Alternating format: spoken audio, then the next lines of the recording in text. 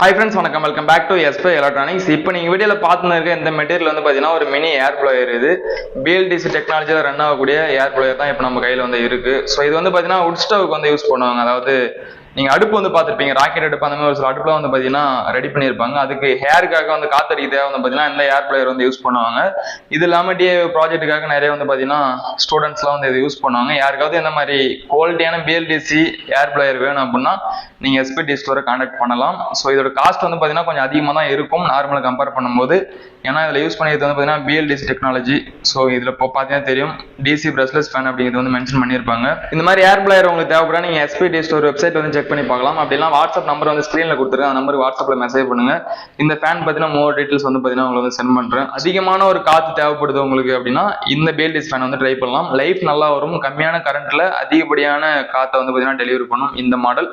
யாருக்காச்சும் தேவைன்னா நீங்கள் வாங்கிக்கலாம்.